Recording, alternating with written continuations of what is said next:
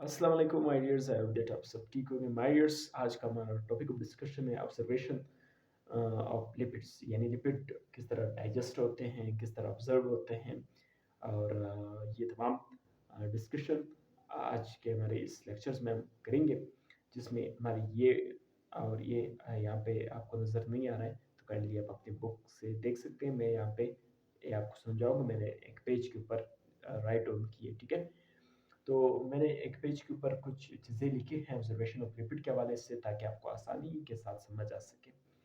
तो उस पेज की तरफ जाते हैं। देखिए, उससे पहले मैं ये बताऊं, जब हम पेज को रीड करेंगे, वहाँ से जब हम कॉन्सेप्ट क्लियर करेंगे, फिर हम अपनी बुक के ऊपर वापस आएंगे और एक एक लेंस को फिर हम यहाँ पे फिर से रीड करेंगे, ठीक है माय डियर्स।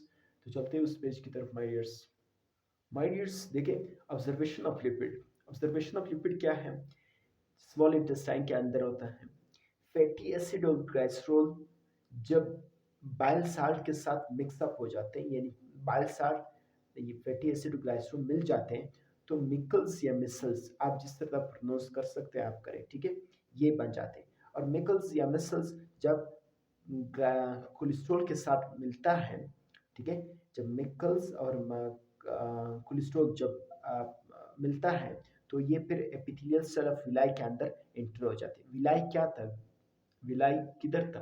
ये हमने पिछले लेक्चर्स में हमने डिटेल डिस्कशन की कि विलाई जो है स्मॉल इंटेस्टाइन के एलियम के पार्ट के अंदर एक थोड़े प्रोजेक्शन है, उससे विलाई कहा जाता है, ठीक है। अगर आपने पिछले लेक्चर्स नहीं देखे तो काइंडली आप वॉच करें, ताकि आपको बेहतर समझ आ सके। मैं ये बता रहा हूँ माय डियर्स, जब फैटी एसिड और ग्लिसरॉल बाइल साल्ट के साथ मिलता है, तो मिकल्स या मिसल्स, आप जिस तरह प्रोनाउंस कर सकते हैं करें, ठीक है, कोलेस्ट्रॉल के साथ मिलके और ये एपिथेलियल सेल ऑफ विलाई के अंदर इंटर हो जाते हैं माय डियर्स। इसके बाद माय डियर्स मैं थोड़ा सा पेज को सही कर लेता हूँ ताकि आपको नजर आ सके। तो माय डियर्स, जब वो एपिथेलियल सेल ऑफ विलाई के अंदर इंटर होंगे, वो कोलेस्ट्रॉल प्लस मिकल्स या मिसल्स जिसे हमने कहा था, तो वो क्या है? वो फैटी एसिड है, ग्लाइसरॉल है, बाइल साल्ट और कोलेस्ट्रॉल, ये मिलके यहाँ पे ये प्रोटीन के साथ मिल जाते हैं। जब प्रोटीन के साथ मिलेंगे तो लिपोप्रोटीन बनेगा। जब लिपोप्रोटीन बन जाएगी, तो हमारी फेडरल बुक के जो साइड इंफॉर्मेशन है, वहाँ पे कुछ पॉइंट्स है, वो भी मैंने यहाँ पे राइट डाउन किए ताकि आपको समझा सकूँ। जब एपिथेलियल सेल ऑफ विलाई के अंदर प्रोटीन और ये fatty acid, glycerol, bile salt और कोलेस्ट्रॉल मिलके लिपोप्रोटीन बन जाएगी, तो एक HDL, एक LDL, एक VLDL। HDL वो लिपोप्रोटीन है जिसमें प्रोटीन ज़्यादा होगी, और LDL वो लिपोप्रोटीन है जिसमें लिपिड का हिस्सा ज़्यादा होगा। VLDL वो लिपोप्रोटीन होगा जिसमें 99% लिपिड होगा, 1% प्रोटीन होगा। तो ये फिर जिसे हम साइक्लोमाइक्रोन्स कहते हैं, ठीक है माय डियर्स। ये साइक्लोमाइक्रोन्स जो है ये लैक्टोजोफिलाई के अंदर आ जाते हैं, ठीक है माय डियर्स। मैं थोड़ा सा इस पेज को सही कर लेता हूँ ताकि आपको पूरा ये सीक्वेंस नजर आ सके। तो माय डियर्स, ये जो साइक्लोमाइक्रोन्स जो है ये लैक्टोजोफिलाई की तरफ आ जाते हैं, ठीक है माय डियर्स, जिसमें 99% लिपिड है, ठीक है। ये साइक्लोमाइक्रोन्स कंबाइन कर लेते हैं लिम्फ फ्लूइड यानी प्रोटीन के साथ। जब ये प्रोटीन के साथ कंबाइन होंगे तो एलडीएल बनेगा। एलडीएल क्या था? एलडीएल वो था जिसमें लिपिड का हिस्सा थोड़ा ज़्यादा था, ठीक है। और ये फिर यहाँ से होते हुए थोरेसिक लिम्फेटिक डक्ट के अंदर आएगा, फिर यहाँ से होते हुए सब क्लीवियन वेन की तरफ आएगा।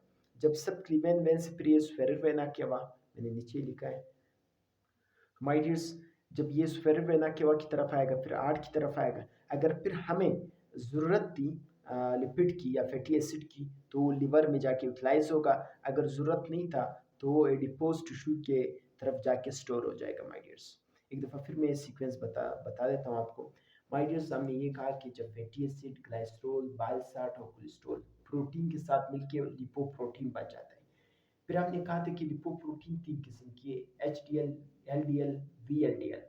HDL वो है जिसमें प्रोटीन ज़्यादा हो, LDL वो है जिसमें लिपिड ज़्यादा हो, VLDL वो है जिसमें 99% लिपिड हो, जिसे हम साइक्लोमाइक्रोन्स कहते हैं। साइक्लोमाइक्रोन्स, ठीक है, यहाँ पे आपको नजर नहीं आ रहा है, यहाँ पे मैंने लिखा है, ठीक है।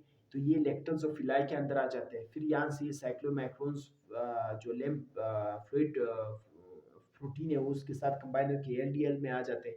फिर यहाँ से थोरेसिक लिम्फेटिक डक्ट में आ जाते हैं, फिर सब क्लीवियन वेन में आ जाते हैं। फिर यहाँ से ये कौन आ रहा है? फैटी एसिड की मैं बात कर रहा हूँ, ठीक है, जब लिपिड डाइजेस्ट हो रहा होता है, ठीक है। फिर यहाँ स्फेरल वेना केवा में आ जाता है, स्फेरल वेना केवा से आर्ट की तरफ आ जाता है। फिर अगर हमें फैटी एसिड की ज़रूरत हो तो लिवर में जाके वो यूटिलाइज हो जाता है, अगर ज़रूरत ना हो तो एडिपोज टिश्यू की तरफ जाके स्टोर हो जाते हैं माय डियर्स। तो एक शॉर्ट सीक्वेंस था। अभी हम अपनी बुक की लाइन्स के ऊपर चलेंगे कि वहाँ ये किस तरह है। माय डियर्स, यहाँ पे आप देख सकते हैं। अभी हम अपनी बुक की लाइन्स को रीड करेंगे। ये जो L D L, H D L, V D L, ये इसके बारे में मैंने आपको बता दिया, ठीक है। ये आपने वहाँ से राइट डाउन करके यहाँ पे आपने कॉन्सेप्ट वहाँ से क्लियर करना है, ठीक है। फिर आप एक दफा फिर आप रीड करें, ठीक है। Lipid digest into fatty acid, lipid जो है डाइजेस्ट हो जाते हैं फैटी एसिड और कोलेस्ट्रॉल में। जब वो आफ्टर जब ग्लिसरॉल फैटी एसिड में ये डाइजेस्ट हो जाएंगे तो ये ऑब्जर्व होंगे एपिथेलियल सेल्स में, ठीक है। ऑब्जर्व करेगा फैटी एसिड और कोलेस्ट्रॉल। तो ये वहां से जाते हुए ये कंबाइन हो जाएंगे into fat within this cell, उस एपिथेलियल सेल के फैट के साथ ये रिकम्बाइन हो जाएंगे। This fat then mixed with cholesterol, वो कोलेस्ट्रॉल के साथ मिक्स हो जाते हैं, प्रोटीन कोलेस्ट्रॉल प्रोटीन के साथ मिक्स हो जाएंगी ये फैट, ठीक है। फॉर्मिंग स्मॉल ग्लोब्यूल्स कॉल्ड साइक्लोमाइक्रोन्स, इसके बारे में मैंने बताया। जब कोलेस्ट्रॉल और फैटी एसिड कोलेस्ट्रॉल ये मिलके साइक्लोमाइक्रोन्स बन जाएंगे। Most of which are transport by exocytosis, यानी एक्सोसाइटोसिस के जरिए इसको ट्रांसपोर्ट करेंगे out of the epithelial cell, epithelial cell से बाहर इनटू लेक्टल्स, लेक्टल्स की तरफ। जो लैम्प वेसल्स है, lymph containing chylomicrons eventually drains from the lymphatic system into large veins, then return blood to the heart। फिर यहाँ से होते हुए जो मैंने सीक्वेंस बताया कि थोरेसिक लिम्फेटिक डक्ट, फिर सबक्लीवियन, फिर स्फेरिक वेना के बाद फिर आर्ट की तरफ ये चला जाएगा। अगर फिर हमें ज़रूरत थी तो ये जाके लिवर में यूटिलाइज होगा फैटी एसिड वगैरह, अगर साइक्लोमैक्रोन्स यानी अगर नहीं था तो ये डिपोज टिश्यू की तरफ जाके वहाँ पे स्टोर हो जाएगा। तो ये दो तीन चंद बातें थी इस टॉपिक के हवाले से। इसको आपने राइट डाउन भी करना है, जो मैंने पेज पे लिखा था उसको अपने बुक के किसी साइड पे लिख दें और इस लाइंस को बार बार रीड करें ताकि आपको फिर मसला ना हो पढ़ने में।